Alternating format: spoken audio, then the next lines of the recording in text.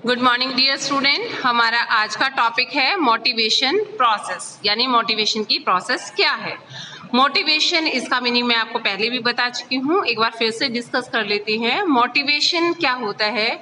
Motivation का मतलब होता है कि जब आप किसी भी पीपल को, यानी आप अपनी संस्था के पीपल को, या फिर आप कह सकते हो कि आप अपनी संस्था के एम्प्लॉयज को जब काम करने के लिए एनकरेज करते हैं, प्रोत्साहित करते हैं, उसे ही मोटिवेशन कहते हैं।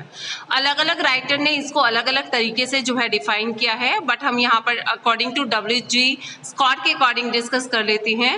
Motivation is a process of stimulating people to action to accomplish goal या टारगेट। यानी उनका कहना है कि जब आप किसी भी पीपल को किसी भी काम करने के लिए एनकरेज करते हैं ताकि उसका टारगेट, उसका गोल, उसकी रिक्वायरमेंट, उसकी ज़रूरत जो है वो पूरा हो जाए, उसे ही आप जो है मोटिवेशन कह सकते हैं। अब मोटिवेशन ऐसा नहीं है कि ये कोई ऐसा काम नहीं है कि आपने सोचा कि किसी को मोटिवेट करना है और 1 मिनट में हो गया, ऐसा नहीं है बेटा।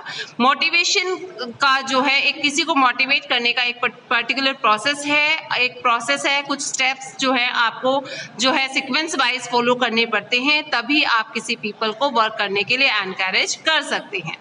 तो मोटिवेशन की जो प्रोसेस की अगर हम बात करें तो रॉबिन्स एंड कॉटलर ने जो है मोटिवेशन की प्रोसेस प्रोवाइड कराई है।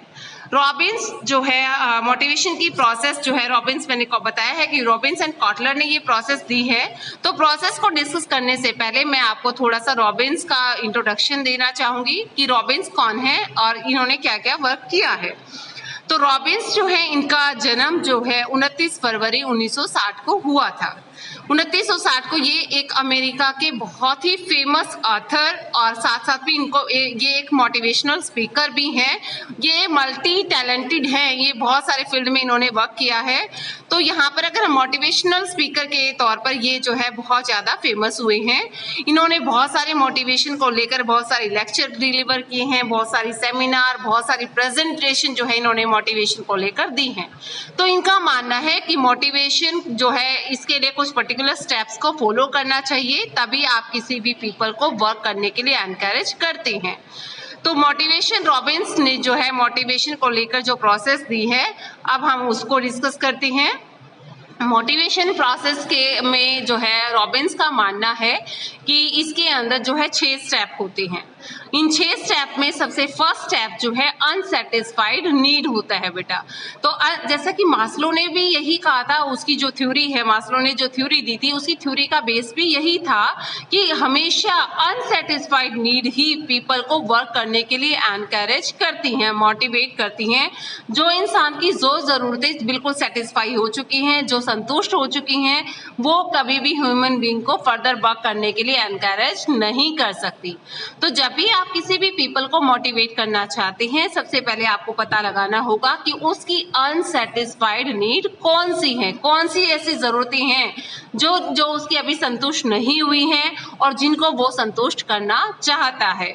तो सबसे पहले जो है उसको क्या करना होगा, अनसेटिस्फाइड नीड के बारे में पता लगाकर उनको उन अनसेटिस्फाइड नीड में से भी उसका जो प्रायोरिटी लेवल होगा, उसमें से ऐसी कौन सी अनसेटिस्फाइड नीड है जिसको वो पूरा करना चाहता है, उसको पता लगाकर आप उस पीपल को उस अनसेटिस्फाइड नीड को पूरा करने के लिए आप एनकरेज करेंगे, उसको मोटिवेट करेंगे।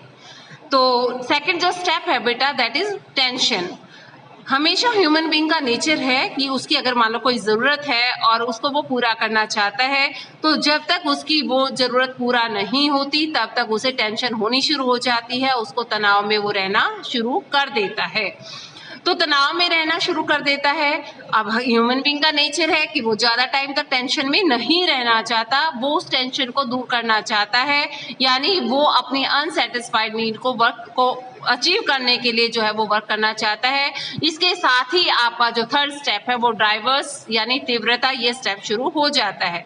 ड्राइवर्स जो स्टेप है, इस स्टेप के अंदर यही कहना चाहूँगी कि ड्राइवर्स में यही कहा गया है कि जब इंसान को टेंशन हो जाती है तो वो एफर्ट्स करना शुरू कर देता है, एफर्ट्स करने के बारे में सोचता है, वो चाहता है कि किस तरीके से वो अपनी इस टेंशन को से रिलीज हो सके, किस तरह से वो जो है अनसेटिस्फाइड नीड को पूरा करे ताकि वो कंफर्टेबल फील कर सके।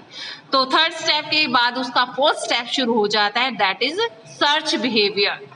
सर्च बिहेवियर के अंदर जो है ह्यूमन बीइंग अपनी जितनी भी अनसेटिस्फाइड नीड है उन नीड को पूरा करने के लिए डिफरेंट अल्टरनेटिव्स के बारे में सर्च करता है।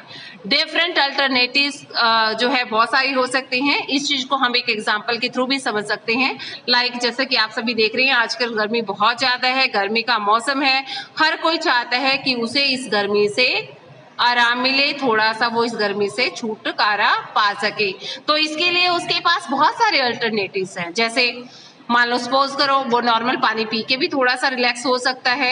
सेकेंडली उसके पास दूसरा ऑप्शन है कि वो लेमन वाटर यानी शिकंजी पीकर भी इससे छुटकारा पा सकता है, या रूह अफ़ज़ा लेकर भी छुटकारा पा सकता है। बहुत सारे मार्केट में कोल्ड ड्रिंक्स अवेलेबल हैं, वो कोल्ड ड्रिंक्स पीकर भी जो है गर्मी से छुटकारा पा सकता है। इसके अलावा आज आप देखते हैं कि बहुत सारे फ्लेवर की बहुत ही tasty yummy yummy ice cream available है, तो वो उन आइसक्रीम को खाकर भी इस गर्मी से छुटकारा पा सकता है। तो यहाँ पर सर्च बिहेवियर के अंदर भी आप ऐसा ही कर सकते हैं। आप डिफरेंट अल्टरनेटिव्स को सर्च करते हैं कि किस तरह से आप अपनी अनसेटिस्फाइड नीड को किन तरीकों से आप उसे पूरा कर सकते हैं। तो यहाँ पर आप डिफरेंट अल्टरनेटिव्स को सर्च करते हैं और उनमें से आप उन अल्टरनेटिव्स के हर पहलू पर नजर डालकर बेस्ट यानी उसके लाभ क्या हैं, उसकी हानियां क्या हैं, और आप फिर बेस्ट अल्टरनेटिव्स को आप चूज करते हैं जिसके द्वारा आप अपनी अनसेटिस्फाइड नीड को पूरा कर सकते हैं। और नेक्स्ट आपका जो स्टेप है that is satisfied need. Satisfied need, अब आपके पास बहुत सारे अल्टरनेटिव अवेलेबल थे, आपने उनमें से बेस्ट अल्टरनेटिव को आपने उसमें से चूज किया और आपकी जो भी जरूरत थी, आपकी जो भी रिक्वायरमेंट थी, अब इस स्टेप पर आकर वो पूरा हो जाती हैं। अब आपकी जो जरूरत है, जो भी आप चाहते हैं वो आपकी अब पूरा हो चुकी हैं। तो ऐसे में क्या होगा, हम नेक्स्ट स्टेप पर आ जाएंगे, that is reduction of the tension, यानी टेंशन से मुक्ति, छुटकारा मिलना, तनाव से छुटकारा मिलना। तो यहाँ पर जब जो जरूरत आपकी अनसेटिस्फाई थी, जिसने आपको टेंशन दी थी, अब वो पूरी हो चुकी है, तो आप यहाँ पर क्या हो जाएंगे, आपको उस टेंशन से छुटकारा आपको मिल जाएगा। ठीक है, तो आप जो है मोटिवेशन की जो प्रोसेस है यहाँ पर आपकी कंप्लीट होती है। किस तरह से आप जो है किसी अनसेटिस्फाइड नीड कैसे आपको वर्क करने के लिए एनकरेज करती है। आप इसलिए वर्क नहीं करते हैं कि आपको वर्क करना है, आप इसलिए करना चाहते हैं क्योंकि आप ज्यादा टाइम टेंशन में नहीं रह सकते हैं, तो उस टेंशन से छुटकारा पाने के लिए ही आप जो है वर्क करते हैं। इस तरह से आप किसी सिचुएशन का फायदा उठाते हुए आप पीपल को वर्क करने के लिए एनकरेज कर सकते हैं, उन्हें मोटिवेट कर सकते हैं। मोटिवेशन प्रोसेस का बेटा जो ये डायग्राम आप सामने देख रही हैं, तो आप इस तरीके से भी आप इस डायग्राम को बना सकते हैं। ऐसा जरूरी नहीं है, मोटिवेशन प्रोसेस का ये जो डायग्राम आप सामने देख रही हैं, इसके स्टेप तो सेम एज इट इज आपको फॉलो करने पड़ेंगे, बट इसको इसी तरीके से प्रेजेंट करना है ये जरूरी नहीं है। इसको आप अपनी सहूलियत के हिसाब से आप इसका फर्दर और अदर तरीके से भी आप इसको जो है डायग्रामेटिकली शो कर सकते हैं। लाइक इसका एक एग्जाम्पल मैं आपको जो है अभी दिखा देती हूँ। देखो, model of the motivational process, इसमें आप देख रहे हैं Anfield need and wants and desires की फर्स्ट स्टेप में आपकी जो अनफिल्ड नीड वांट है आप उनको दिखाएंगे, वो आपको की टेंशन को जनरेट करती हैं। उसके बाद नेक्स्ट है आपका ड्राइव, यानी ड्राइव के अंदर आप क्या है एफर्ट्स करने के बारे में सोचते हैं, आप तैयार हो जाते हैं अपनी अनसेटिस्फाइड नीड को पूरा करने के लिए।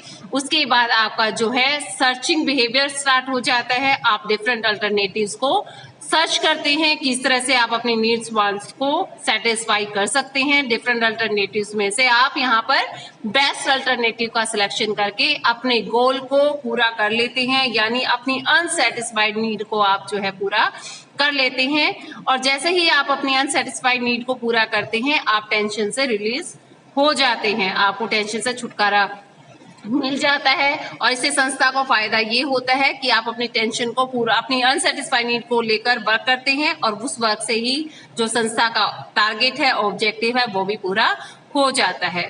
ओके बेटा, इसके साथ ही आपका ये जो टॉपिक है कंप्लीट हो गया है। ओके बेटा, thank you, have a nice day.